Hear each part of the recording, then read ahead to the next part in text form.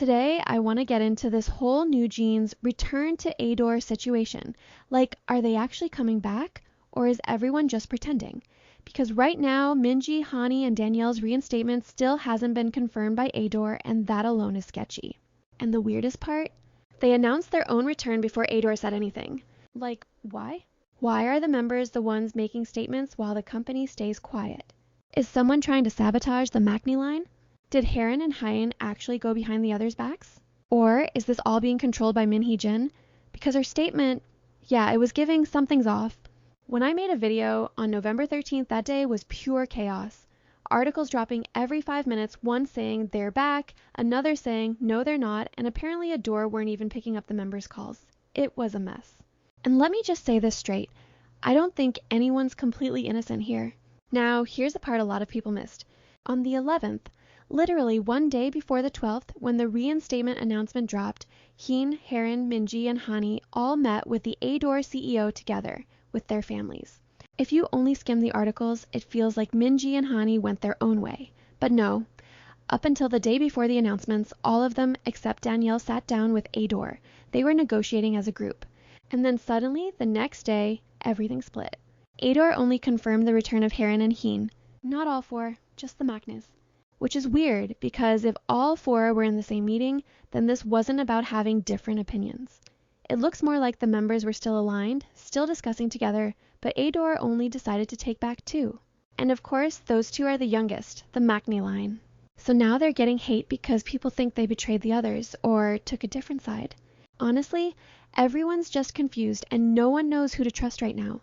This entire thing feels like a chess game, and we're watching it in real time without knowing who's playing what. Everyone's skeptical, the fandom is divided, and nothing feels settled. During that meeting with ADOR at 4 p.m. on the 11th, there were already cracks showing. Reports say Minji and Hanni, plus their parents, put a bunch of conditions on the table about how they'd resume activities. We don't know the exact terms, but they weren't going to just say yes and come back quietly. Meanwhile, hyein and haerin apparently promised they'd continue activities even without Hee Jin, and that's where the split really started. Because Minji and Hanni didn't budge on that point at all. That's why, the very next day, everything broke down into 2 separate returns. And then the next day, ADOR suddenly announced that only haerin and Hee were returning. And the second they heard that, Minji and Hanni tried calling ADOR, and ADOR didn't pick up for 30 minutes. This wasn't just one article saying it, multiple reports overlapped on that detail. So yeah, it's probably true. And because ADOR went silent for half an hour, 2 hours and 40 minutes after ADOR's announcement, at 7:55 p.m., the reinstatement statements from Minji, Hanni, and Danielle dropped. I was literally editing my previous video when these statements appeared out of nowhere, and the first thing I thought was, why are the members announcing their own reinstatement? Why isn't ADOR talking? Who is in charge here? And these statements weren't released through ADOR at all. They came from a law firm, and not even Sejong, the law firm Newjeans had been using. It was a Hanni law firm. And after that, Hee Jin's statement dropped too. When you look at it all together, so many things don't line up. And there's something really important everyone needs to remember. The appeal deadline was midnight on the 13th. Everything that happened from the 11th to the 13th was happening under that pressure. If Newjeans decided not to appeal, then boom, everything ends at the first trial's ruling. They lose the right to fight back, they're forced to return to ADOR, they have to follow whatever ADOR tells them, and Hee Jin is basically doomed. So obviously, everything had to move fast. But that sudden switch from Sejong to Hanni law firm? That's not normal. Maybe they hired this law firm for secret negotiation. Many are guessing the members' parents and ADOR were writing up some kind of private agreement, and they needed a new law firm to handle it. Because let's be real, ADOR can say, come back, we'll help you succeed again, all they want, but who would trust that at this point? Once the members give up their appeal, ADOR has full power. So the only logical explanation is that the reasons for returning were negotiated and locked into some kind of written agreement. And Hanni handled that. This also explains why Sejong, who released a bold statement right after the first ruling on October 31st saying they'd appeal, suddenly went dead silent until the appeal deadline. Because everything was moving through a different firm. On the 11th, everyone except Danielle met ADOR with their parents. Then, on the 12th, ADOR suddenly announced the return of the Maknae line at 5:05 p.m. But here's the weird part that people aren't thinking about. If ADOR wanted to trap the other 3 members, the ones who didn't return, then announcing on the 12th wasn't the smartest move. If you really wanted to corner them, you'd announce it on the 13th, right before the appeal deadline. That would have left them with 0 time to fight back. But ADOR didn't do that. They announced on the 12th, and not even early in the morning. It was literally at 5:05 p.m., right when people are preparing to go home. Minji, Hanni, and Danielle immediately tried to contact them. And ADOR didn't answer. Then ADOR just left work. Does that sound like, oh sorry, we missed your calls? No. It feels like they purposely ignored them. So here's the question. If ADOR wanted to corner the other 3, why give them a whole extra day before the deadline? Why announce it on the 12th instead of making the announcement on the 13th? Maybe ADOR thought that announcing it on the 13th would look way too dirty and ruthless. If they pulled that stunt right on the deadline day, everyone would have immediately clocked what they were trying to do. That could have been the whole calculation. Then, 2 hours and 40 minutes after ADOR confirmed haerin and hyein, boom, Hanni law firm releases the statement from Minji, Hanni, and Danielle. And that timing also doesn't fully make sense, because there was still a whole entire day left until the appeal deadline. If they wanted to, they could have just dropped that statement on the 13th. Filing an appeal doesn't take long. It's literally a few minutes, especially for a law firm. They would have used the electronic filing system anyway, which is basically log in, click, upload, done. You don't even need a full appeal document. You can literally submit, "We are appealing." 5 words. Some courts even accept filings after 6 p.m.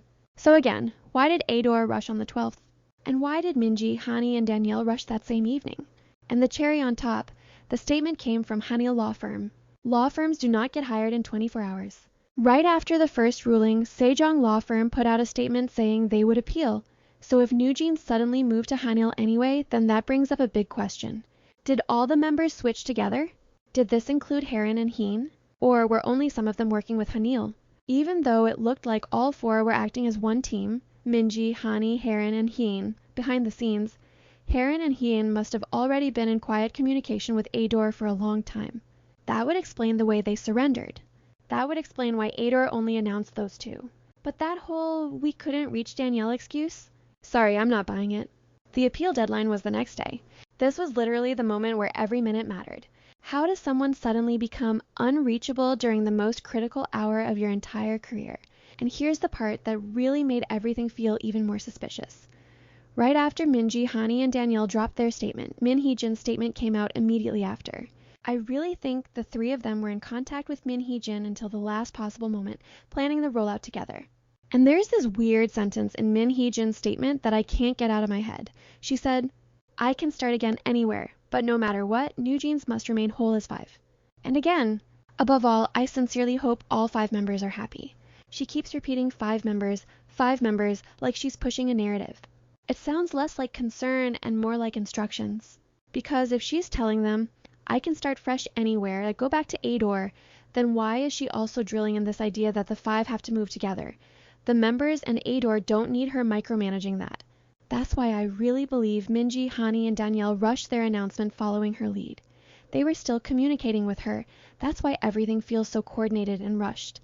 And if that's true, I find them the hardest to trust right now. If you look at the entire timeline, it's not crazy to think Minji, Hanni, and Danielle walked back into ADOR under Hee Jin's influence. That's why her statement kept hammering 5 members. She was setting the stage publicly, putting pressure on haerin and hyein, painting them as the betrayers, and sending the other 3 back as her watchers. Her message basically reads like this. Remember, hyein and haerin, you're still supposed to be 5. If you betray me or testify against me, just know I already prepared a new label for all of you.